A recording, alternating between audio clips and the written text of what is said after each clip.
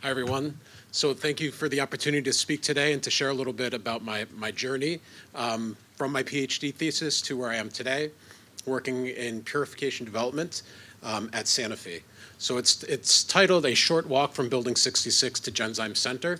And you can see I literally left my lab to get trained on my first day of work at Genzyme, which was also the first day that Sanofi announced its intent to acquire the company. So it was interesting times. So my thesis here, I'll walk you through a bit of the highlights about what we were working on together. And this was in collaboration with Art Watterson's lab at UMass Lowell, with Dane Wittrop's lab here at MIT, as well as researchers Anna Moore and Mikhail Papasoff at MGH. So we're working on targeted polymeric nanoparticles, and we're synthesizing that using this thin film evaporator shown on the top right, and a series of systems of equations to describe how an enzyme catalyst on a bead was used in that evaporator to create the chain polymerization. Then we radioiodinated that polymer. So unlike you, Dr. Pappas, or similar to you, I also had an iodination accident, but that was much more limited. It just got in my shoes. So what ended up happening is I just took the subway home in my socks. And so we did a lot of radioiodination, and in the end, we were looking at different ways to design this targeted nanoparticle, thinking about the numbers and the types of targeting peptides we're attaching to the polymer to use that for delivery applications. And here we were thinking about diagnostics, and we tested that in a range of in vitro experiments upstairs on the fourth floor, looking at differential uptake into cells, and then eventually doing some PET scanning using iodine-124 over at MGH to figure out how the biodistribution was in rats. Okay, so I said I work in process development, though. So how did I go from this to process development?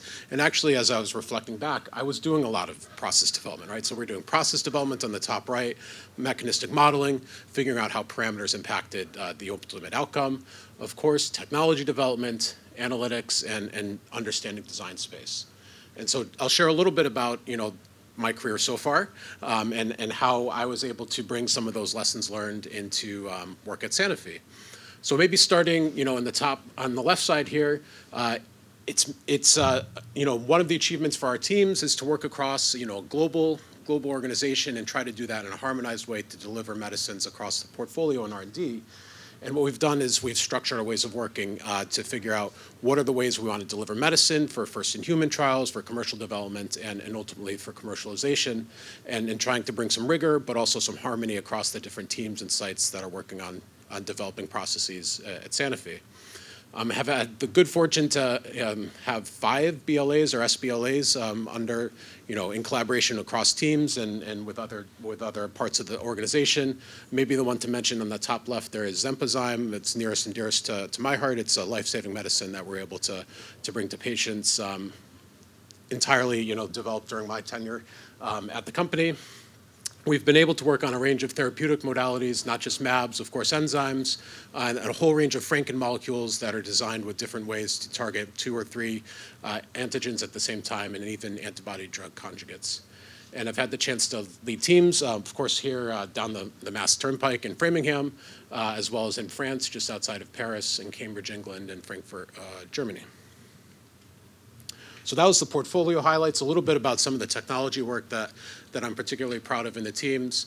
I was able to join Genzyme and Sanofi at the time where we were really looking at continuous manufacturing and was supporting the work to help develop perfusion bioreactors integrated with multi-column chromatography systems that were used as the design basis for this facility in Framingham that won the Facility of the Future Award in 2020.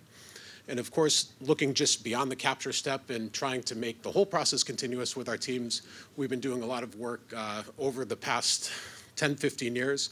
And one of the key products of that is actually a business development deal we've recently done to out-license IP from Sanofi and turn that into a collaboration with a major equipment vendor called Sartorius so that we can commercialize technology we developed into a product that the entire industry can buy.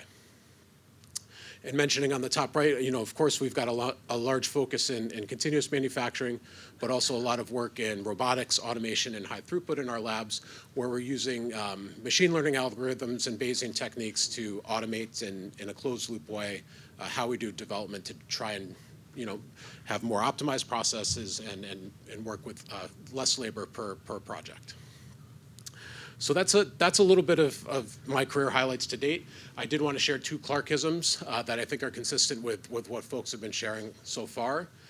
So this is probably a direct quote with Clark saying, "Can you make that plot with a few different colors of blue and bring back the printouts?" So, different shades of blue on the plot. Many times we work through the different shades of blue, but actually there's a lesson learned there. And good science and engineering is lost without relentless focus on storytelling and effective storytelling. And yes, there are times when I'm telling my team members, I don't like the color of that plot or that font. And actually, I think it's okay. Because if you can't communicate your science well, it doesn't matter how good your science is. And the last Clarkism I'll share is, I say, this is a quote of myself, I often found or say that 1 hour discussing with Clark in your office is worth 2 weeks of work on my own. And so my personal ambition and my reflection on those times is I want my team to think the same thing about me, right? So I want, when they come to me, to be able to ask the right questions, to give the right guidance so that they can be super productive in the times between, just like you were able to make me, Clark, through all those conversations. So that's my thank you to you, and really appreciate the opportunity. Thank you for everything.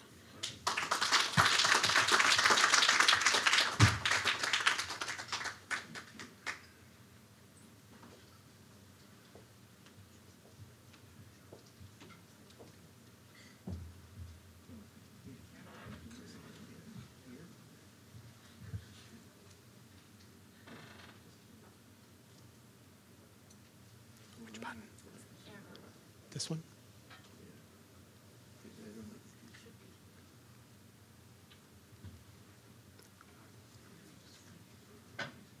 All right. So first of all, I want to thank Keith and everyone for organizing this wonderful symposium. When I heard about it, I was very excited to contribute because I had a great experience working for Clark.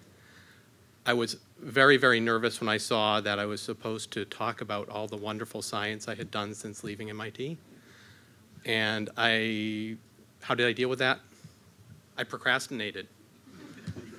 And it paid off because the topic changed to something that worked a lot better for me, which is my life after MIT and how working with Clark influenced that.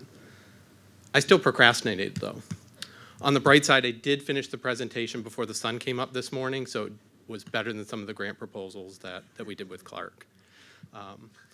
But in all seriousness, it was a wonderful experience, and I want to share a little bit about my career journey and 3 important lessons I learned from Clark and my time in his lab that have carried with me through the rest of my professional career. So this is my professional and personal journey. It begins a long time ago, before Clark, and ends now. So I'll spend probably the most time on this one, which is what I call the MIT years. So this was from 2002 to 2007, where I did the thesis in Clark's lab. The story about how I joined the lab, I probably want to tell because it stuck with me. We were looking for thesis advisors at the time, and we were going to different professors.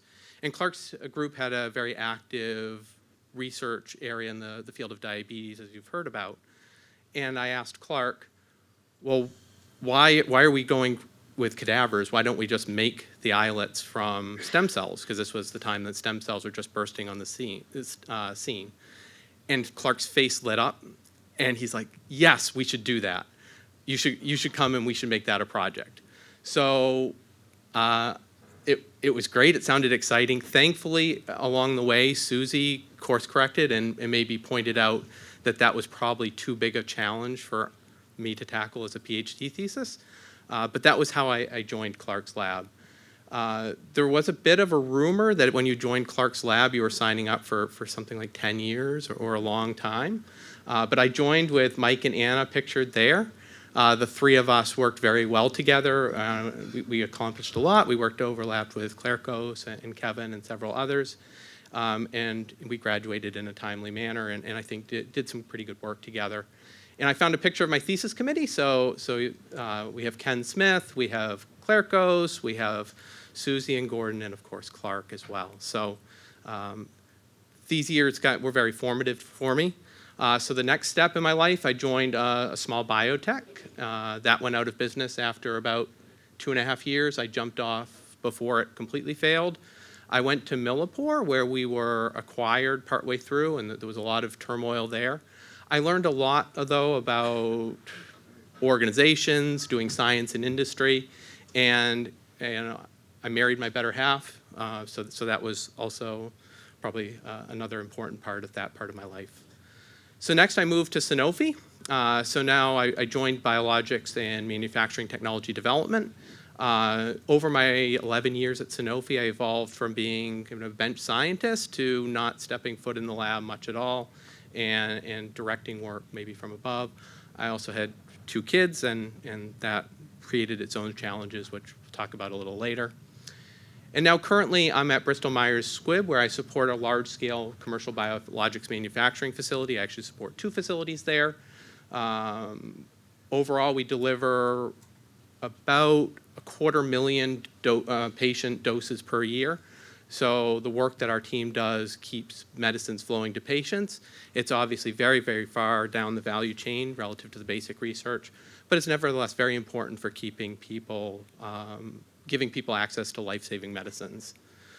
In terms of what I'm doing now, I have a lot of challenges in terms of leading teams through the opportunity and disruption caused by AI. It is really changing the way we work as an industry, and trying to guide our teams through that and figure out how to apply the technology in a productive and synergistic way, as well as navigating through significant budget pressure as the cost of medicine becomes increasingly pressure, and then we feel that on the industry side.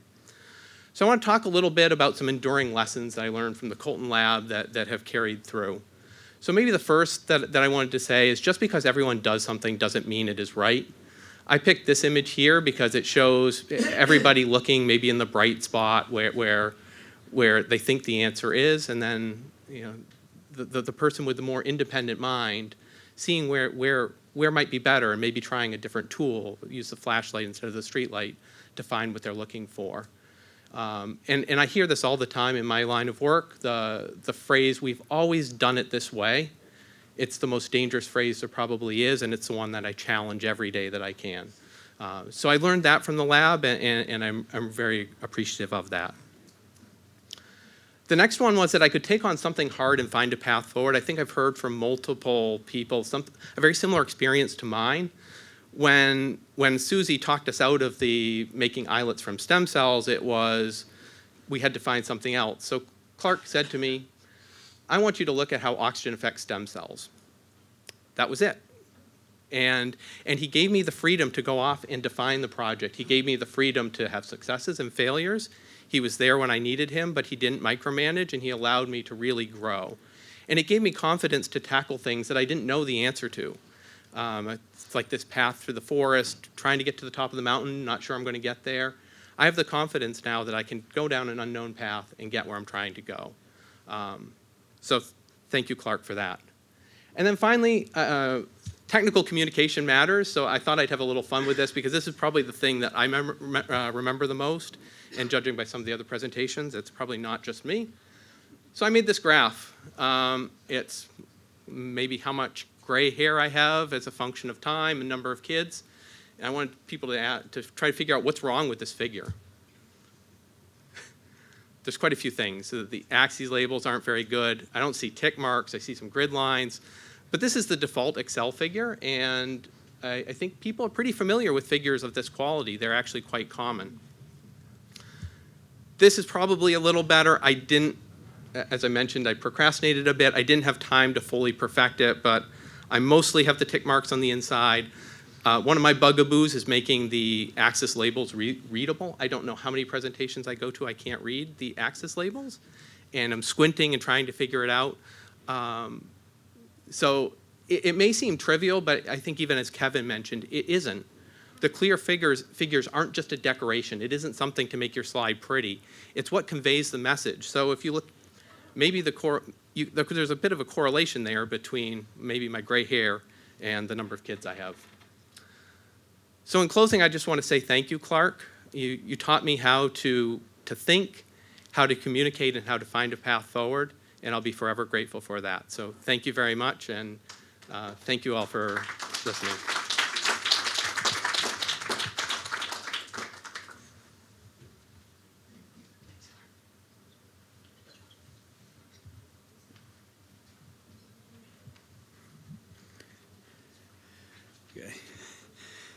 Hello, excuse me. Hello, everybody. Thank you for the invites to be here. There's a lot of people in the room that I haven't seen in over a decade, so it's been a lot of fun and hearing all the stories. And amazing how people who were in Clark's lab decades before I was in Clark's lab have pretty much the same stories, I have to say, about making figures and late night working in the office. So nobody has ever claimed that Clark is not consistent, at least. So my name is Jeff Millman. I'm a professor at WashU. You'll see that my journey went a little bit different than what Kevin just shared with us, that I actually ended up going into stem cell-derived islets after my time in Clark's lab, but I'll talk about that here in a few minutes. So I'm originally from North Carolina, got my BS in chemical engineering from North Carolina State University, and came to MIT in 2005. And when I did my chemical engineering degree as a undergrad, I was really just not interested in biology. I didn't really know much about biotech. I thought, engineering, chemical engineering was cool because I liked chemistry and I liked math and stuff. Though at the time I was dating a biology-oriented girl who ended up being my wife, who was doing biology. And so at the end of my time as an undergrad and moving on to grad school, I was like, well, maybe I should go find, biology seems to be kind of a cool thing. How about when I joined MIT, I'll go find a lab that is doing, maybe like a little bit of biology. I don't want too much biology, like maybe like 5% biology, 95% chemical engineering. And I heard Clark give a presentation based on Daryl Power's work on what he had been doing with low oxygen cultures and making cardiomyocytes. And I was like, oh yeah, that seems pretty cool. I heard about stem cells. I don't really know what they are, but I saw them on like CNN or something like that. So I ended up joining Clark's lab. And this is a picture that from I think my first year there, showing that. And ended up doing, I'm not going to go through my PhD work, but ended up doing a lot of work with low oxygen cultures and stem cells. So it wasn't like 5% biology, it was maybe more like 50% biology, right? I was like, oh, this would be like a temporary thing, doing low oxygen cultures to make cardiomyocytes, reducing residual stem cells that can form teratomas and that sort of stuff. But in 2009, and this ended up being probably the most important thing that ever happened to me in my life, like literally, besides maybe the kid. In 2009, in summer 2009, Clark came up to me. He goes, hey, Jeff, I want to ship you to San Diego for over a month to do a tech transfer thing.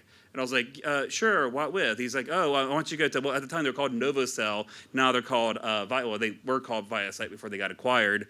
I want you to go to this company, ViaCyte, and tech transfer the low oxygen methodology you've been doing over there, and also learn how to culture human embryonic stem cells and learn how to differentiate these cells into pancreatic cells.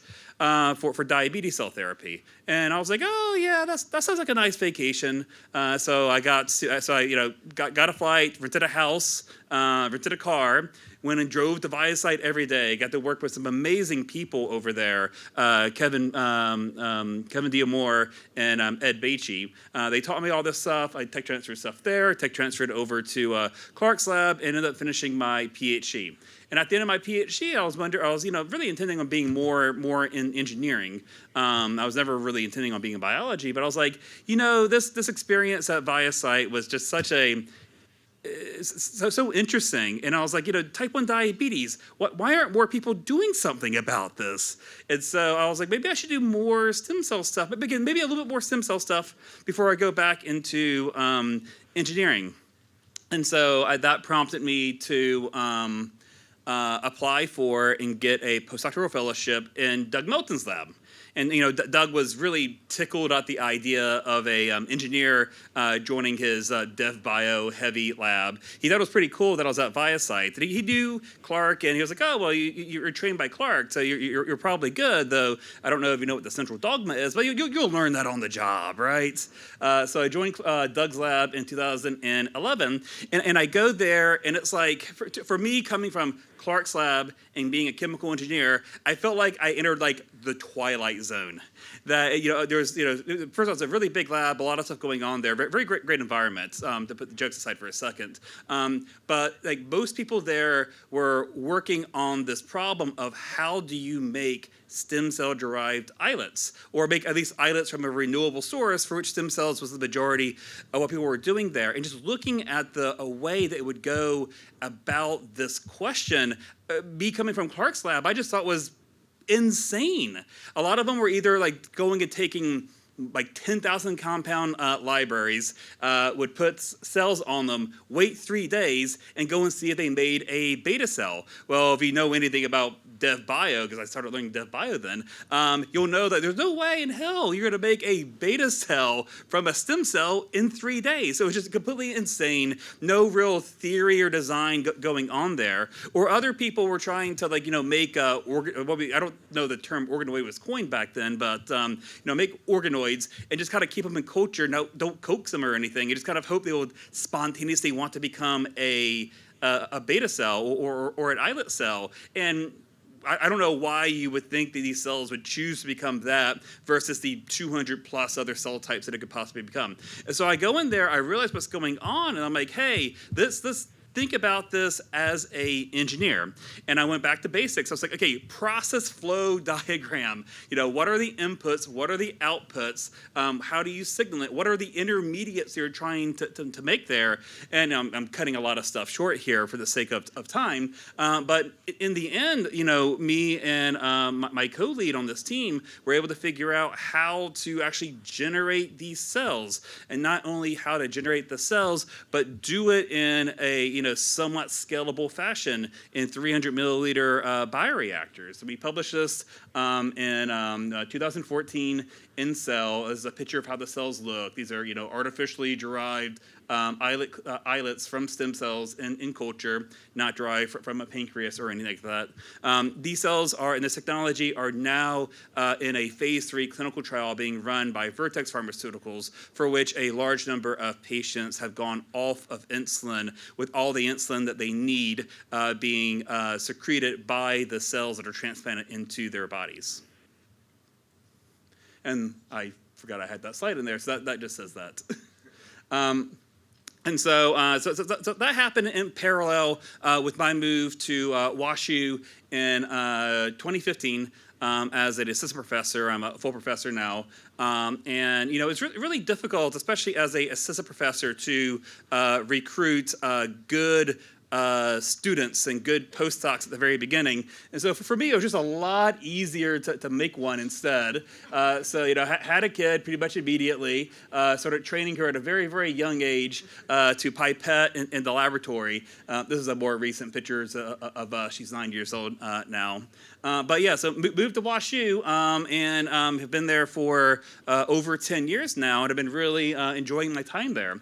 So we have 3 main areas of research that we focus on. The first is to understand and improve this process of converting a stem cell into an islet. The second is to utilize these cells for cell replacement therapy. And the third is to develop novel in vitro disease models of disease to help us try to understand the underlying mechanism for why people get diabetes. So I'm going to show just a couple quick stories here that have had some real life impacts before I start to conclude.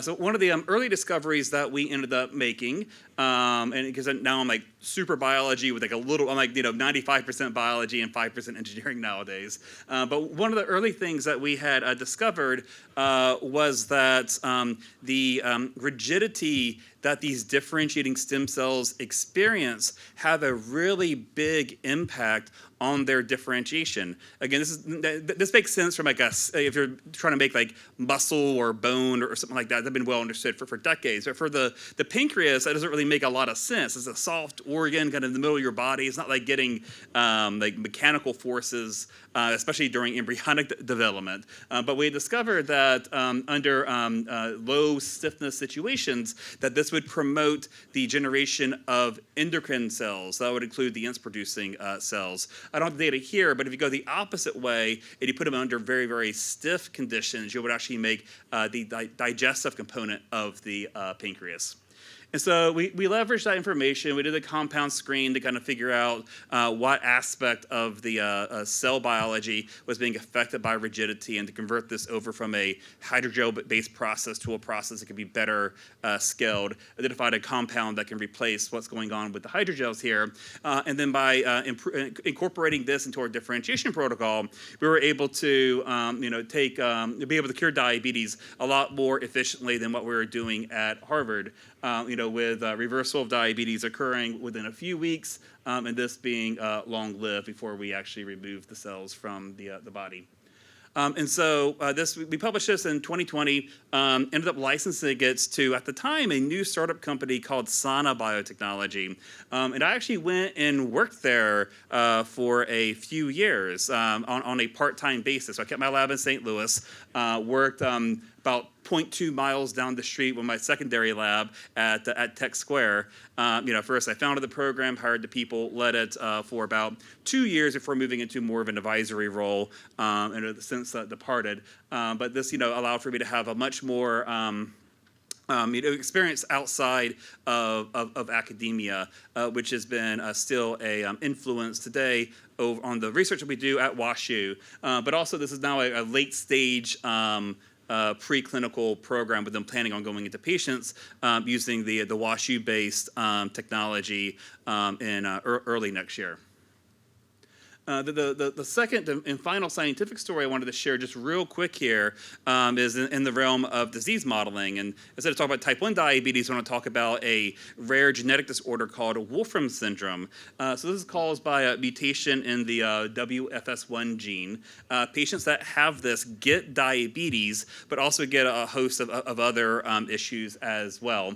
And so one of the earliest collaborations that I had at WashU was with a physician scientist named Dr. Fumi Urano, who specializes in the treatment of these patients. And so he wanted to work with me to try to understand better about mechanistically what is going on inside of the cells of these patients. And so we made iPS cells from his patients, used CRISPR to correct the gene mutation, did a side-by-side, differentiated them to islet cells, and did a side-by-side comparison of patient-derived cells with and without the disease-causing mutation. And we were able to show restoration of the protein, restoration of insulin secretion. And what I don't have shown here is that we did very detailed quantitative molecular profiling of what was the signature we were seeing in these disease cells, including things like a single-cell RNA sequencing, electron microscopy, OCR measurements,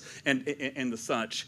And then we were able to use that and work with a biotech company or a pharma company that had a compound that we thought would help to suppress that disease signature that we'd identified a few years prior. So we got their drug cocktail, tested it out here, and saw partial restoration now of the protein encoded by this gene, and also partial restoration of insulin secretion. So it's not, the small molecules aren't as good as CRISPR, but it's much easier to put a small molecule into a patient than it is to modify their DNA.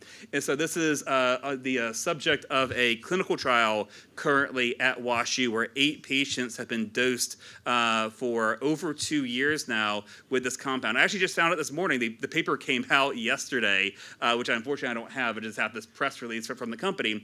But they've so they've been giving this compound to 8 patients, and the patients have had improvements in their diabetes, and some have had improvements in their vision as well, because these patients eventually lose their vision. So kind of moving on from the science here, I just wanted to say that my lab is quite lively. We're very engaged in the St. Louis community. We every 3 times each year, we'll go out and do trash pickup.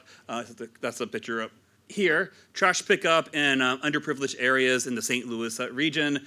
We host trips to the lab here with kids who have type 1 diabetes, or adults and sometimes kids as well with type 1 diabetes. And we also every year do the Breakthrough T1D walk to help raise awareness and money for doing research with type 1 diabetes. And also just really, well, some of the pictures got really wonky in this version, but that's not how that's supposed to be. Anyways, so and again, the lab culture itself is quite good. I've had a lot of trainees coming out of my lab. And the point I wanted to make here is my final slide. Is just to really point out that we're talking about what we all have done since we left Clark's lab. But this is an exponential thing.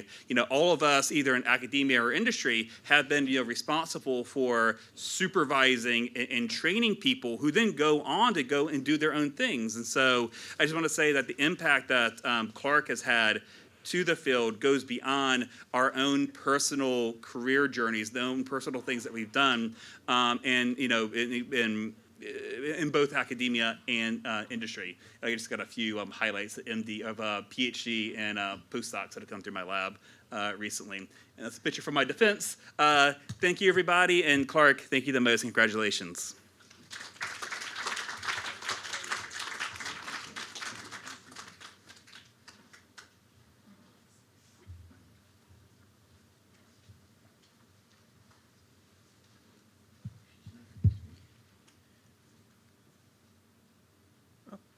We're jumping right here. I guess I'll go up. There you go. When I was planning my speech today, I was thinking I was going to be able to say I'm probably the only person from Clark's lab that completely left biotechnology, left chemical engineering, left academia, and left pretty much, I guess, scientific industry. But as based on several talks earlier today, I'm wrong. I mean, obviously, from Andre Lamotte with drone technology, with Jose Costa in science policy, with Mike Pomianek in IP law, I'm clearly not the first in doing that. What I also realized from the many talks earlier today is that Clark himself, you've been a fantastic pioneer and inspiration for, as what Jay Schnitzer said earlier today, to be working as a hyphen, to be working at interfaces, which is, I think, a lot more about what my career has been so far. In addition, Clark, you've also been so inspirational in all of us in being able to be brave in stepping into new fields that you may not know too much about when you started. As what Keith has described in his talk earlier today, you exemplified the spirit of continuous learning and being courageous to step into those new fields, which again, I'll talk a little bit about what's happened in my own life over the past decade or so since leaving Clark's lab. And finally, even though it's not necessarily the easiest thing to do, these journeys into other fields has been met with much skepticism, even from some like Bob Langer, who mentioned this morning, and just now Jeff talking about how Doug's lab was a little bit skeptical about what an engineer would know about medicine. I think I've also seen quite a bit of that in my journey, which I'll now actually go into. I come from Cornell, as a lot of folks in Clark's lab also do, and in chemical engineering. After that, I actually came to MIT twice. First, in the fall of 2004, to just do the master's program in chemical engineering practice. I then went back to Singapore to actually serve out an obligation to work for the Singapore government for a couple of years. I worked with a company called Spring Singapore. That was a government agency involved in enterprise and industry development for small, medium-sized enterprises. I was put actually in charge of the food manufacturing industry because I was a chemical engineer and you understand food manufacturing. I didn't, but again, first example of just being able to step into a new field. It was during this time that I found that my passion was really trying to help these companies navigate technology. A lot of these companies are pretty small. They don't necessarily have the resources to do a lot of R&D on their own. One of the projects I'm very proud to have spearheaded was the development of the Food Innovation and Resource Center, which still exists today, almost 20 years now, in providing a centralized resource for small food companies to be able to develop new food packages and food items in order to sell to their customers. I realized during that time that I wasn't ready to really step into this role, bridging both technology and the business. There was clearly skepticism about whether I was qualified to talk about R&D or whether I was qualified to talk about commercial aspects of running a business, and that was why I decided to come back to MIT in the fall of 2007 to pursue the PhD in chemical engineering practice program, which then led me to Clark's lab. I came back pretty much thinking I'm going to do a quick PhD, which obviously doesn't work out that way. And I was going to do a PhD in a field that was pretty much, I would know very well, so I could actually be pretty quick. Again, didn't work out that way. What did work out was listening to Clark present during the selection of topics about stem cells. And something clicked in my head. I was like, well, my intellectual curiosity was in stochastic mechanisms. How do you elucidate them, and how do you actually use them for further downstream processes? And when Clark talked about stem cells, I was like, perfect. This is, stem cells are a great way for me as a system to study stochastic mechanisms. There must be a ton of stochastic mechanisms in there that nobody has ever talked about. I pitched it to Clark, and for some reason he said, yes, join the lab. So I did. Well, stochastic mechanisms in stem cells is an incredibly broad topic that's incredibly undefined. So it took me, I would say, a couple of months to actually figure out what exactly I was doing. And what happened was a paper that was published. This is the old version of the slide, so it doesn't appear here. But there was a paper that was published from the Huang lab in Harvard that talked about transcriptome-wide noise in hematopoietic progenitors and the expression of SCAR1 proteins on cell surfaces that actually led to differences in differentiation outcomes. That led me to think about, well, could that also apply to stem cells? And that actually began my true research, looking at the equivalent in pluripotent stem cells. And in fact, further down the line, as you would expect, how oxygen actually would affect those kind of stochastic expressions within clonal pluripotent stem cells and subsequent differentiation. As part of the CEP program, I was required to do at least the first year of the MBA program at the Sloan School, and usually what happens at the end of the first year, you apply for internship. Here comes the first, twist in the story. I was very much thinking I would go into biotechnology. Let me go find a healthcare company that was interested in what I was doing in the lab, and I could also contribute as somebody who started the MBA program to be an MBA intern. I spoke to at least one company who I knew was hiring PhDs from the chemical engineering department in the field that I was interested in, and they were also hiring for MBA interns from Sloan. So I went up to them and asked, this is kind of my background, would there be an interesting program that I could contribute to as part of both the lab as well as the commercial part? And their response was pretty much, well, if you want a scientific internship, apply to the lab. If you want a business internship, apply to us through the Sloan program. And that was exactly what I didn't want to do. What I did find was actually the consulting companies tended to be more open-minded about this. I wound up with a summer internship with the Boston Consulting Group.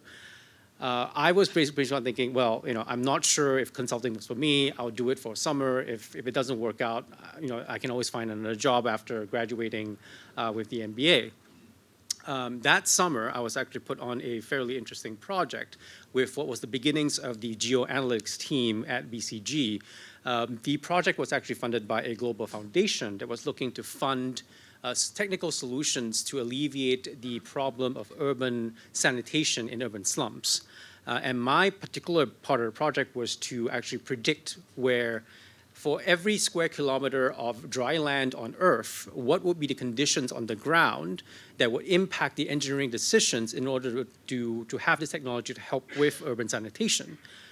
That was not what I thought consulting was about. It was absolutely different from what my perceptions were going in, and I found it absolutely fascinating. I mean, I was doing modeling, I was doing quantitative modeling, I was doing quantitative modeling on a very abstract data set that nobody had really looked at before. At the end of it, I think I made a big impact in terms of contributing, showing the team that was all traditional consultants that engineers did do something that wasn't, didn't have to fit into the current mold of what a consultant did, and I was hooked.